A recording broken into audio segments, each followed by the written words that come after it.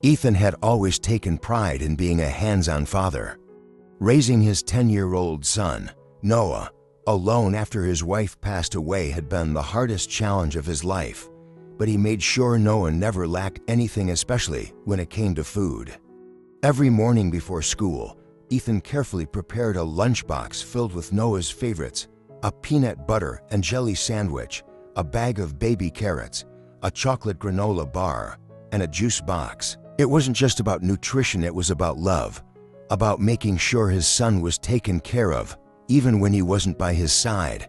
That's why it didn't make sense. For the past few weeks, Ethan had noticed something strange. The moment Noah walked through the front door after school, he would make a beeline for the kitchen, rummaging through the fridge as if he hadn't eaten all day. At first, Ethan thought it was just a normal case of after-school hunger, but this was different. Noah wasn't just snacking, he was devouring his food with the kind of desperation that sent warning bells ringing in Ethan's head. One night, as Ethan watched his son scarf down a plate of leftover spaghetti, he felt a deep unease settle in his chest. Something wasn't right. He had packed his lunch the same way he always had.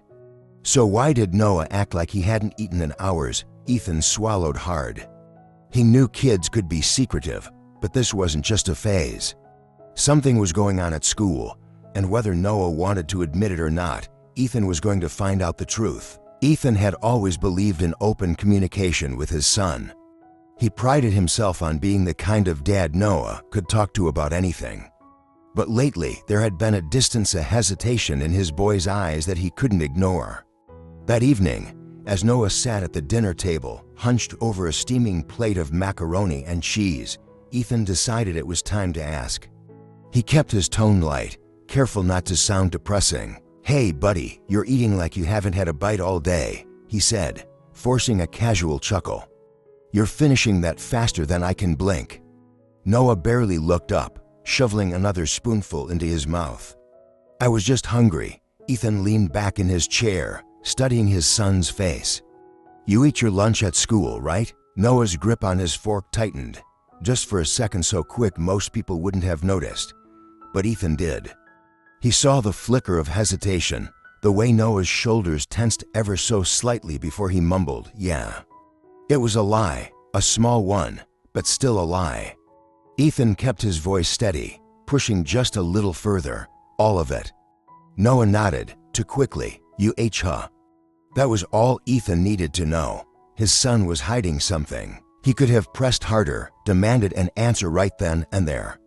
But he knew better. If Noah was keeping a secret, there was a reason. And if Ethan wanted the truth, he had to be patient. Still, as he watched Noah finish his dinner in silence, a knot formed in his chest. Whatever was going on at school, his son wasn't ready to talk about it. But Ethan wasn't about to let it go. Ethan wasn't the kind of dad who let things slide, especially when it came to his son's well-being.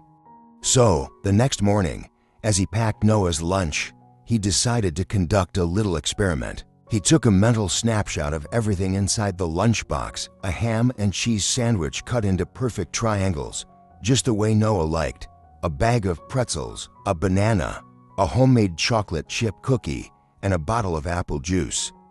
Then, with the precision of a crime scene investigator, he noted their exact positions. The sandwich was snug in its plastic bag on the left, the juice box on the right, and the cookie resting on top like a prized possession. If Noah was eating his lunch, there should at least be crumbs left behind, right? When Noah came downstairs, Ethan handed him the lunchbox with an easy smile.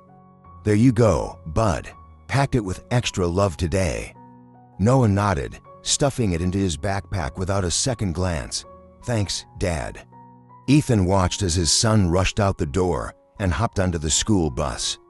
He didn't say a word, but the gears in his head were already turning. That evening, Ethan was ready. As soon as Noah walked through the door, he did exactly what Ethan expected. He went straight for the fridge, yanking it open like a kid who'd been stranded on a desert island for days. Ethan took a deep breath. Showtime. "Hey, bud," he called casually. "How was school?" "Fine," Noah mumbled, already munching on a leftover chicken drumstick. Ethan walked over, reaching for Noah's backpack. Almost forgot, let's check that lunchbox. See if you actually ate all that food today. Noah spun around so fast you'd think he was a contestant on a game show. Dad, you don't have to. Too late. Ethan had already unzipped the bag. The lunchbox was empty, completely spotless. Not a single crumb, no banana peel, no pretzel dust, nothing. Ethan's eyebrows shot up. Wow, you ate everything, huh? Noah swallowed, his eyes darting to the side. You ate, yeah. Ethan didn't buy it for a second. His kid had always been a slow eater. There was no way he'd polished off that entire lunch without leaving behind some kind of evidence. His son was hiding something, and Ethan was about to find out what. Ethan spent the whole day at work feeling like he was waiting for a bomb to go off. He couldn't focus. His eyes kept flicking to the clock, counting down the hours until Noah got home. When the school day finally ended, Ethan left work early and raced home, gripping the tiny recording device like it held the secrets of the universe. He sat at the kitchen table, popped in his earbuds, and pressed play. At first, all he heard were the everyday sounds of school life: chairs scraping against the floor, kids chattering, a teacher's voice droning on about fractions. Then, as lunchtime approached, there was the unmistakable sound of Noah unzipping his backpack. A brief pause, then another voice, low, calm, but firm. Hand it over. Ethan's blood ran cold.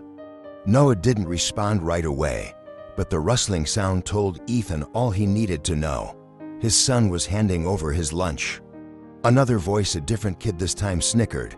Hurry up, man. We don't got all day. More shuffling. The click of a lunchbox snapping shut, and then Noah's voice, quiet, defeated. Can I just keep the cookie this time? Silence. Then, the first voice again. No. Ethan's grip on the recording device tightened. That was it. That was all he needed to hear. Some little punk was taking his son's lunch every single day. And Noah was too scared to stop it. Ethan's jaw clenched as he exhaled through his nose. He wasn't just going to let this slide. Tomorrow morning, he'd be at that school before the first bell rang, and he was bringing hell with him. Ethan wasn't a man who let things slide, especially not when it came to his son. The next morning, he was at Roosevelt Elementary before the first bell even rang. The halls were buzzing with students shuffling to their lockers, teachers sipping coffee, and the usual chaos of a school morning. But Ethan wasn't here for the morning routine. He was here for answers. Marching straight to the front office, he leaned over the counter and locked eyes with the secretary, an older woman with cat-eye glasses and a weary expression. I need to speak with Principal Matthews, Ethan said, voice firm. It's about my son, Noah. The secretary hesitated. Is there an appointment? No, Ethan cut in, gripping the edge of the counter. But trust me, he's gonna want to hear this. Something in his tone must have convinced her, because 5 minutes later, he was sitting across from Principal Matthews, a bald man with a neatly pressed tie and the kind of neutral expression that said he'd handled his fair share of parent complaints. What can I do for you, Mr. Carter? Ethan wasted no time. He pulled out the recording device, set it on the desk, and hit play. The moment the voices started, the principal's face shifted. By the time Noah's small, hesitant request to keep his cookie echoed through the room, the man's jaw was tight. Ethan leaned forward. That's my son. That's him begging for his own damn food. Principal Matthews exhaled slowly. I'll be honest, Mr. Carter, this is serious. Ethan folded his arms. You're damn right it's serious. So what are we gonna do about it? Matthews nodded.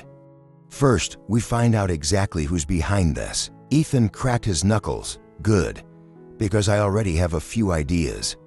Ethan wasn't one to sit back and let someone push his son around. Now that he had the principal's attention, it was time to put an end to this. I want names, Ethan said, his voice calm but firm. Who's been taking my kid's lunch?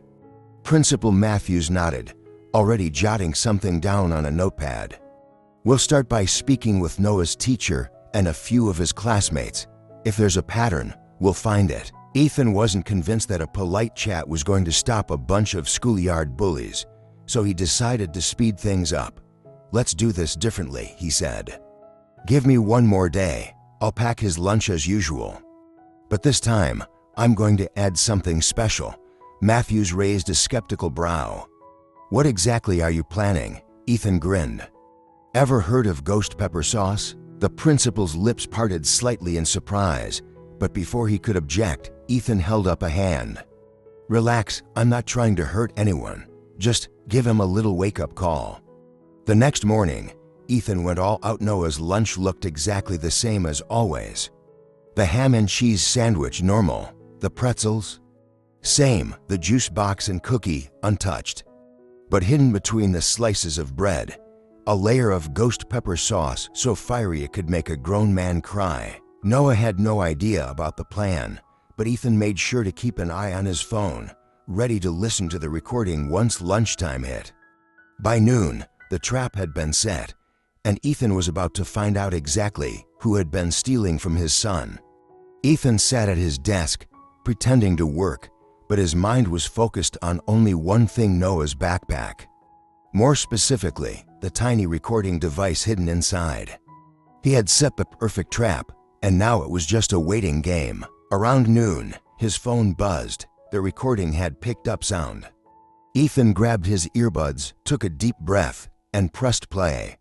At first, it was just normal cafeteria noise: kids laughing, trays clattering, the distant chatter of teachers monitoring lunchtime.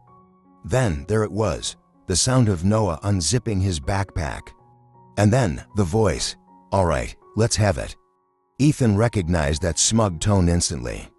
It was the same kid from yesterday's recording. Noah hesitated.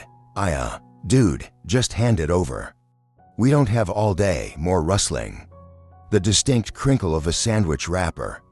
Then silence, a bite, a pause, then, "Holy crap, what is this?" Ethan had to bite back a laugh. Through the recording, he heard frantic coughing, followed by a high-pitched yelp. "Dude, my mouth is on fire. What's wrong with you, man?" Another kid asked. I can't feel my tongue." The sound of a juice box being ripped open, desperate gulps, and more choking followed. The cafeteria erupted into laughter. Noah's voice finally broke through, quieter but unmistakably amused. "Told you it was mine." Ethan grinned. "Gotcha." Now that the thief had been exposed, it was time to make sure this never happened again, and Ethan knew just how to do it. Ethan could barely contain his laughter as he replayed the recording. The sheer panic in the bully's voice, the desperate gasps, the chaos in the cafeteria, it was pure gold. But this wasn't just about teaching some punk a lesson. It was about making sure Noah never had to deal with this again. So, Ethan did what any good dad would do. He marched right back into Roosevelt Elementary, walked straight into Principal Matthews' office, and slapped the recording device on the desk. The principal sighed. "Please tell me you didn't." "Oh, I did," Ethan interrupted, grinning. "And it was beautiful." Matthews pinched the bridge of his nose. "Mr. Carter, save it. Just listen." Ethan pressed play. The principal sat in silence as the recording played, his expression unreadable. But when the first panicked screams rang out, Ethan swore he saw the corners of Matthews' mouth twitch just a little. By the time it ended, the principal leaned back in his chair, exhaling through his nose. "Well," he finally said, steepling his fingers. "That was effective. Damn right it was." Ethan crossed his arms. "So what's next?" Principal Matthews rubbed his temples. "I'll be calling the boys involved to my office, notifying their parents, and dealing out appropriate consequences." Ethan nodded. "Good. Because if Noah comes home starving again, next time, I'm bringing the Carolina Reapers." Matthews shot him a look. "Kidding," Ethan said, "mostly." He stood, shaking the principal's hand. One thing was certain: Noah's lunch was safe from now on. That evening, Ethan and Noah sat on the couch, the TV playing in the background, though neither of them was really watching. Noah had been unusually quiet since he got home, picking at his dinner and avoiding eye contact. Ethan didn't push, he knew his son needed time. But eventually, Noah shifted in his seat and let out a small sigh. "So, you knew the whole time, huh?" Noah asked, glancing up. Ethan smirked. Oh yeah. Took me a little while to put it all together, but once I did, game over. Noah bit his lip, hesitating. Are you mad? Ethan's expression softened. Mad? No, buddy, but I do wish you had told me sooner. He leaned forward, resting his elbows on his knees. Why didn't you? Noah shrugged, fiddling with a loose thread on his sweatshirt. I don't know. I guess I didn't want to make a big deal out of it. And I thought if I just ignored it, maybe they'd stop. Ethan sighed. He had figured as much.